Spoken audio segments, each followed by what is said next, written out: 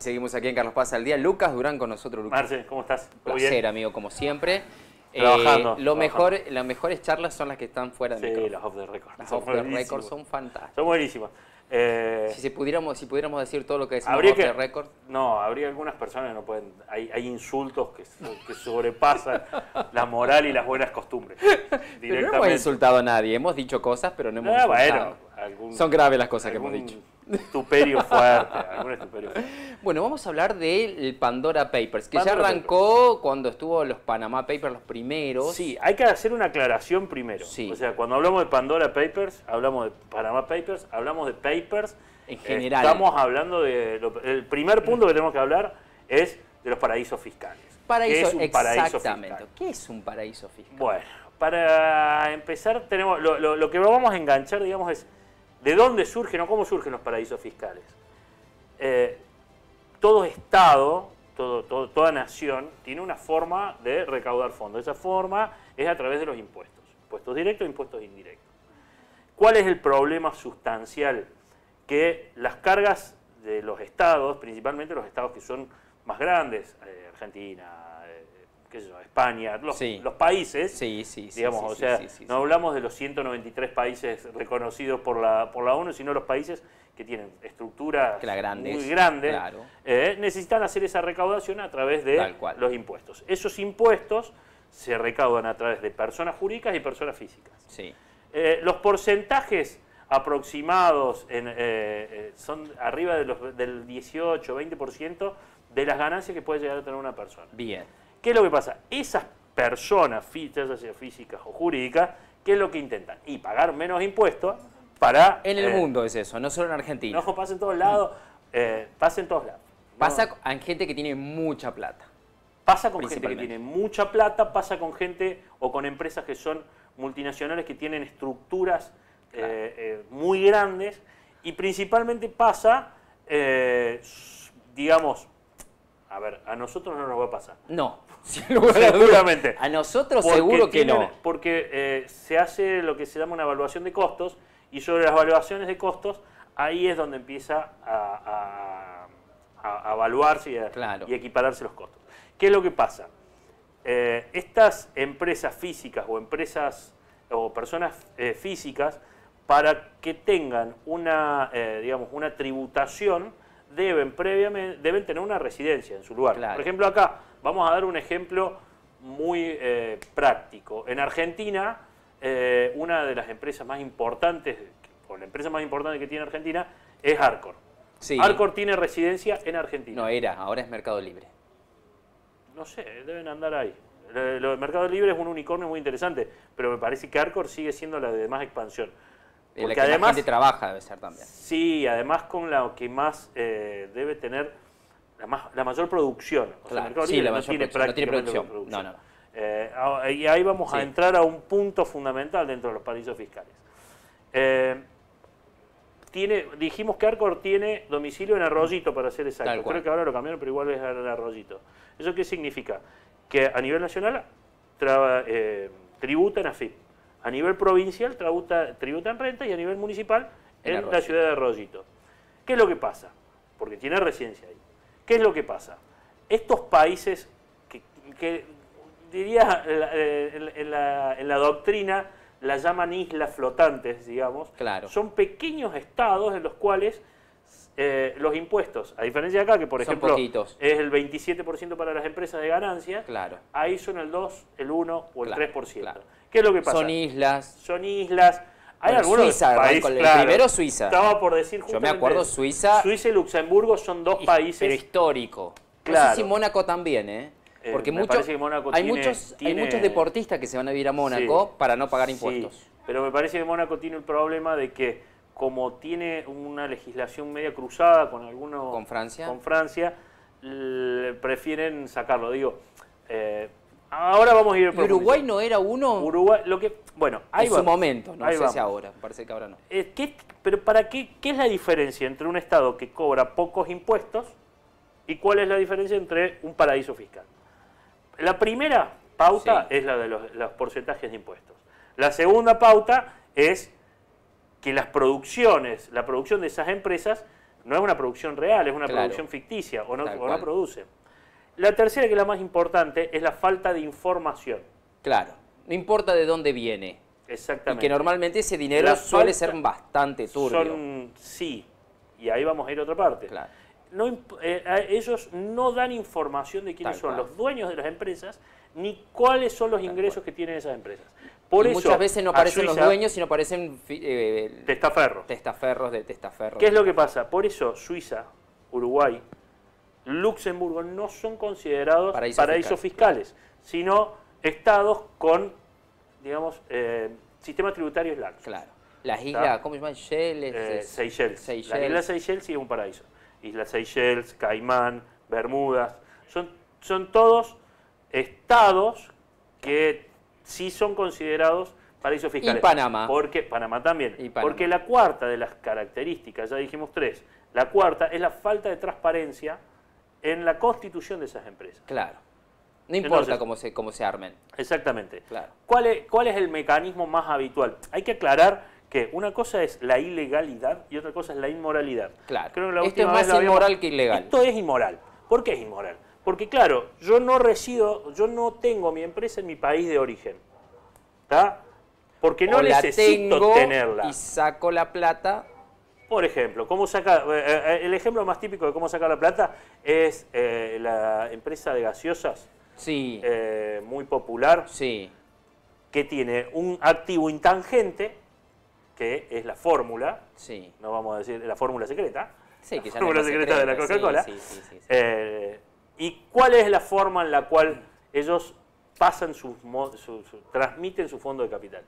Yo, empresa en Argentina, vamos a poner empresa X. En Argentina, subcontrato o contrato en realidad a la matriz que está en las Islas Seychelles, en la isla, no sé qué, lo que ustedes quieran, Caimán, la fórmula, porque la empresa en realidad tiene la fórmula. Entonces, yo que no soy Coca-Cola Company, como diríamos, o PepsiCo, como lo llaman, sino es la soy... más grande.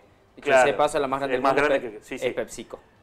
Yo no soy, en Argentina no soy eso, sino soy Lucas Durán, distribuidor de... Claro. Entonces, ellos me alquilan, me venden, me transforman la fórmula y yo les tengo que pagar un monto. Claro. ¿Entendés? O sea, tengo una empresa en un país donde tributo mucho que le compra a una empresa que tributa nada. Claro. Entonces las ganancias salen para aquel lado. Tal cual. Y está estipulado. Claro. Digo, esa es la forma más fácil. Claro. Hay millones de fórmulas y millones de formas. Sí. Pero el tema es, no es ilegal del todo. Es ilegal de dónde viene la plata. ¿Cuándo empieza la ilegalidad? Ahí tenés dos factores cuando empieza la ilegalidad. Cuando vos sos residente de un país y vos utilizás esa empresa para evadir impuestos dentro de tu ciudad, dentro de tu país, siendo tu residencia y tu empresa una ficticia en el otro país. Ahí aparece el hermano de Macri, el secretario de los Kirchner, porque acá no se salva nadie. No, hay de todos los colores. No se salva ninguno. Empezamos a buscar. Todos los colores. De todos los colores. El rey de España y cantantes, apareció Chayanne, ¿Por qué hablan? Hay una diferencia entre los Panama Papers y los Pandora Papers. Los Panama Papers se daban, era un estudio jurídico específico. Claro. Hay una investigación periodística. Sí, todo eso Pandora también. Pero Panama Paper surge de un estudio jurídico particular. Claro. Hay una serie en Netflix que es espectacular, una película en Netflix que es fantástica, en el cual esta empresa lo que hacía era triangulaciones. O sea, vos tenías una empresa en Estados Unidos, te mandaba una empresa en Bermudas, me parece que era, hacían constituir... Sí. O sea, yo que quiero ver cómo saco esto, tenía mi empresa en Estados Unidos, me hacían tener una empresa en Bermudas, otra, no me acuerdo si era en Trinidad y Tobago, triangulaban con una en Panamá y después esta de Panamá terminaba articulada con la de Estados Unidos. Era un mecanismo por el cual lo único que vos necesitabas era una persona en Panamá que se llamaba Juana de Arco, que era la que firmaba, la dueña. Entonces, cuando empiezan a hacer las investigaciones, Fonseca se llamaba el estudio Fonseca, el estudio... No me acuerdo. Hay una... Damal Fonseca me parece que era. Es un estudio que es inmenso, estaba en todo el mundo, que obviamente terminó chocado por todos lados. Sí. Cuando empieza la investigación empieza por un desfalco que se provoca en un sistema de retiro en Estados Unidos, que es lo que pasó, y suena estúpido, pero fue así. Una señora se le muere el marido. Por una estupidez siempre salta todo esto. Estos casos. Se le muere el marido, cuando va a buscar el retiro, claro. Se entera de que la compañía de seguro en realidad era esto que nosotros hablamos, era una serie de triangulación, no existía, no era nada. Claro. Recordemos que los fondos de retiro allá son mucho más habituales de lo que son acá. Entonces, cuando empieza a investigar, yo no me acuerdo si fue una prima, una hermana, una tía, no sé quién, de esta señora, se entera del tema, empieza a buscar y empiezan a ver que todos los titulares de las empresas era Juana de Arco. Y empiezan a ver que era Juana de Arco, era Juana de Arco, era Juana de Arco. Y Juana de Arco era una señora que trabajaba, atendía el teléfono en este estudio. Entonces, se empezó a dar y empezó a abrirse la investigación. Y ahí se encontró. Y ahí cayeron. Yo les quiero recordar que cayó el primer ministro de Noruega. Exacto. Con el Panama Papers. Sí. Cayó el primer ministro de Noruega. El primer ministro de Dinamarca. El secretario o el ministro de Economía de Francia. Ojo, que están implicados al mismo nivel que Mauricio Macri, ¿eh? Todos. Menos Mauricio Macri. Todos. Bueno. Menos los argentinos, diríamos, porque ningún argentino, ni Macri, ni los Kirchner, lo que pasa es que nosotros tenemos una costumbre de elevación que es totalmente distinta. Digo, un dinamarqués, o un noruego, o un francés, o un japonés, me acuerdo, yo no me acuerdo si no había sido... el japonés se mató, se suicidó, se agarró, se metió en la el famoso Harakiri. Por una cuestión de honor. Claramente, defraudar al Estado es peor... Acá son candidatos a presidente. ¡Claro! Así veía a Vudú. ¿Defraudás el Estado? ¿Viste? Yo también digo lo mismo. Defraudás el Estado y sos candidato a presidente. Por eso no vamos a ser candidato a presidente nunca nosotros. Yo no lo puedo creer. Yo lo veía a Vudú, actor principal en un acto. El Día de la Lealtad, además, el Día de la Lealtad. Esto es una cosa fantástica. Los compañeros los adoro, pero tenemos que empezar a ajustar algunas cosas. Entonces, ves eso y después ves la campaña política escuchando a los candidatos hablar del futuro argentino cuando ya gobernaron. Vos decís, papá, pero ¿por qué no lo hiciste en su momento? Cuando gobernaste, ¿por qué no hiciste todo eso? Digo, es terrible. Escucharlos de estos que están y a los que estuvieron. Sí, no, hay muy cosas, triste. Hay que hacer cambios. Es muy lamentable. Y vos sabés bien que hay que sacar. Hay mucha gente que hay que sacar. Es muy lamentable la situación. Es muy triste porque para los que tenemos que votar. Sí, uno que está más metido en la rosca, a mí me parece muy interesante, por ejemplo, algunas figuras que están saliendo. Me parece muy interesante. Lo de Rodrigo Loredo me parece muy interesante. Claro, a mí también me parece. Concuerdo o no concuerdo, pero nadie está amigo personal. Claro, nadie está muerto en la política. Fíjate que el mal gobierno de Mauricio Macri hizo que volviera Cristina Kirchner. El mal gobierno de Cristina Kirchner y Alberto Fernández va a hacer que vuelva Macri. Esto va a ser un ciclo. No creo que vaya a volver Macri. No, yo tampoco. Ojalá que no. Por el bien de todos. Hay mucha gente más preparada que él. Mira, el otro día hablaba con un amigo que vino de Buenos Aires, que trabaja... Y acá nos metemos en la política. En el marco, sí. Íbamos a hablar la semana que viene de esto, ¿no? Pero bueno. ¿Ah, sí? Estaríamos más o menos armados. Siempre me adelanto, yo tengo un problema. Y el otro día dijiste los Panama Papers, los Pandora Papers también. Sí, soy muy rápido. Sí, predictivo. Sí, es que pensamos igual con la productora. Está muy bien, así por eso el éxito. Claro. Volviendo al tema, me parece que hay mucha gente muy interesante. Es un proceso que empieza a dar nuevos nombres. Sí, está fantástico. Me parece que ese proceso tiene que profundizarse. Me gustaría que se profundice en todos los niveles. Me gustaría que todas las momias de todos estos partidos ya claudiquen. Yo veía algunos, el otro día en la presentación que fue acá abajo en el Mónaco, de Luis Juez y de Rodrigo de Loredo, tuve la suerte de participar. Sí. Veía que se repiten cierta gente que yo digo, muchachos, está todo bien, pero tampoco creo que sea necesario. Es que esa gente hay que sacar. Hay que volver a barajar y empezar a sacar un poco.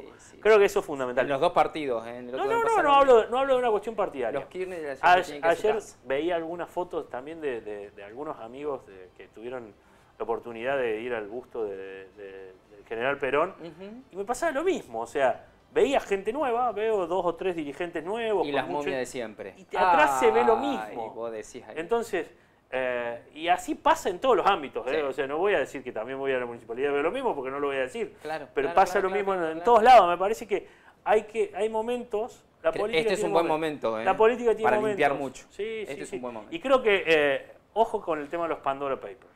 ¿Va a haber más sorpresas? Me parece, tengo información de que puede haber algunas bombas un poco más fuertes de las que... O sea, puede haber más movimiento. Porque los Pandora Papers... ¿Más nombres? Muchos. Porque la diferencia entre los Panamá y los Pandora era que los Pandora fue un estudio. Los Panamá fueron un estudio. Acá los Pandora no son un estudio. Es más grave. Son una circunstancia que se dio en 2 o 3 estados. Por eso empiezan a mostrarse cosas desde otra perspectiva. Yo lo leí en Twitter a los que me están diciendo vos, que hay una bomba próximamente, pero no sé cuál es. Bueno, después me contás fuera del micrófono. No hay ningún problema, porque no tengo pruebas. Claro. No tengo pruebas. Lucas, un placer. Marcelo, bueno, en conclusión, es legal, pero es inmoral. Es legal siempre y cuando se den determinadas circunstancias. Claro. A ver, no está tan mal, no está, pero el problema es que está mal. Está mal. Está mal, partamos de que está mal. Es inmoral, es inmoral. No es ilegal en determinadas circunstancias. Claro. Pero la ilegalidad puede llegar a darse cuando una persona tiene residencia acá y lo que está haciendo es evadir impuestos. Claro, para no pagar. Si está solamente en busca de elevación de los impuestos, se puede llegar a tratar qué es lo que están haciendo en determinados ámbitos de determinadas investigaciones. Por ejemplo, en la de Cristóbal López, ahora hay el fiscal de Cámara pidió 4 años por evasión de impuestos. Y no es que solamente evadió impuestos sin pagarle a la AFIP un impuesto que debía pagarlo, sino que también a dónde fue la guita, iba a decir. La plata, porque fue lavada. La guita fue lavada. Entonces, ahí hay una defraudación más grande al Estado. Por eso les digo que hay un punto que puede ser ilegal y otro punto que puede ser legal. En la mayoría de los casos entra dentro de una ilegalidad. Como siempre, un placer. Igualmente. Nos vemos la semana que viene. Nos vemos la semana que viene, seguramente con el tema del Parlamento y todo eso. Y todo eso, qué lindo que se pone eso. Va a estar hermoso. Las